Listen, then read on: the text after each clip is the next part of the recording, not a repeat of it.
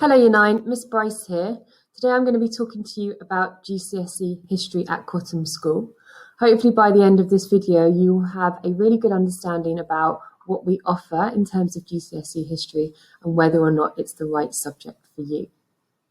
So first of all, why should you choose history? Well, at the end of Year 9 you could drop history forever, and I think that would be a terrible idea. And the reason why is because history is an absolutely fascinating subject, which helps you to understand the present by using and learning about events that happened in the past. It also really helps you to prepare for the future. Through the study of history, you learn about people who are so varied and interesting, and you learn about the decisions that they made and why they made those decisions. You will also learn about really key, significant events which have helped shape the world that we live in. So you will have a much better understanding about the society that you live in today. What will you be studying at GCSE history? Well, it's divided into 2 units. The first unit covers Germany, 1890 to 1945, and a period in our history known as the Cold War, which was conflict and tension between the East and West between 1945 and 1972. In the Germany unit, you learn about World War I and the impact of World War I on Germany and how this led to the creation of the Weimar government. We learn about the problems in Weimar Germany, such as hyperinflation and people that tried to overthrow the government. Then we move on to looking at Germany and the Depression. So we think about the Wall Street crash that occurred in 1929 and the impact this had on the rise of the Nazi Party. And then finally, we look at what it was like for Germans to live under Nazi rule. In the conflict and tension unit, we will focus on the Cold War that occurred in the world after the Second World War. And we learn about how the 2 superpowers, America and the USSR, went from being allies in the Second World War to enemies very shortly afterwards. And in this unit, we learn about some of the really key crises of the Cold War, which brought the world incredibly close to nuclear war. It's an absolutely fascinating topic, and I'm sure that you will love learning about it. In Unit 2, we have a breadth study where we look at the impact of something over a long period of time, and that's our migration unit. So in migration, we learn about the reasons why different groups of people have moved to and from England. And this helps us to understand why we live in such a diverse society. And then we focus on Restoration England, which looks at the time after Oliver Cromwell was Lord Protector and England, for the only time in its history, became a republic. And we look at the time when, after this, that Charles II was restored as the king. And we think about social, economic, political impact for that on Britain. And we also look at his foreign policy. So it's a really varied course.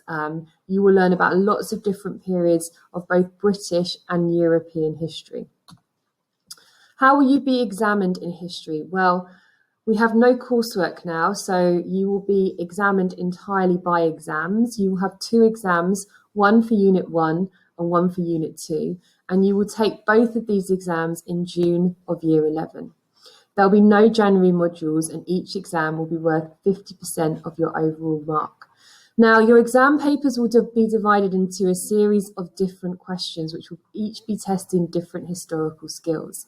Some of your exam questions will be looking at sources, and you'll have to analyse and evaluate either a picture or a written source.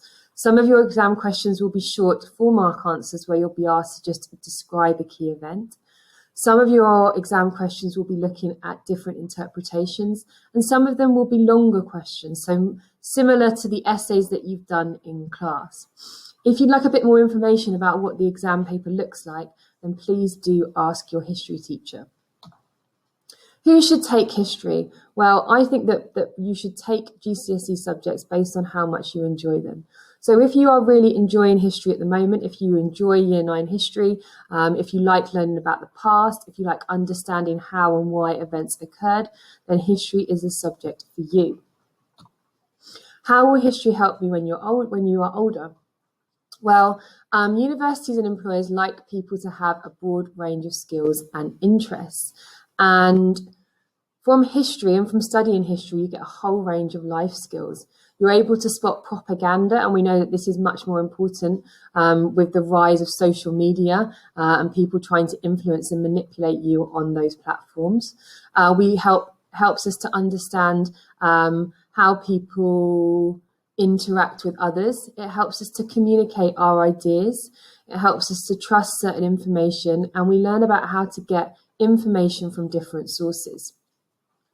In terms of the pathways to where history can take you, the subjects that are mainly connected with history are law, politics, the media, journalism, and international relations. The common careers you can see there, we've got lawyer, journalism and broadcasting, writer, police criminal investigator, diplomat, politician, civil servant, museum gallery management, heritage manager. So a real range of different job opportunities history opens up to you. So where does history fit in the options process? History is not compulsory, okay? Although many students at Cottam School will choose to take geography or history at GCSE.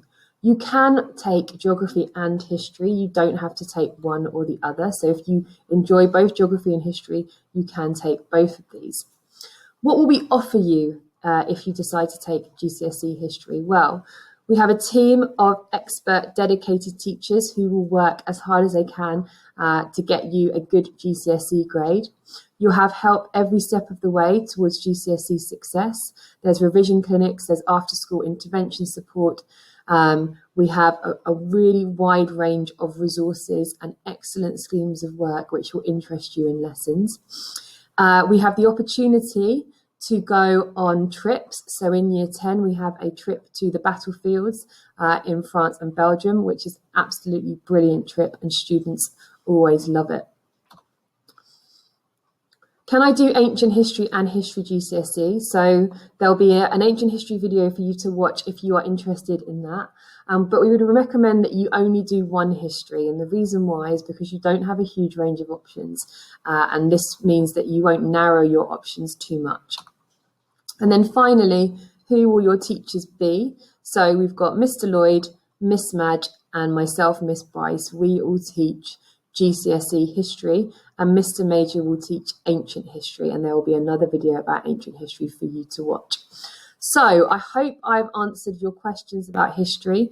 I teach 4 year 9 classes, and there are some absolutely outstanding historians in that group. So I really hope that lots of year 9s choose to take history this year. Thank you very much.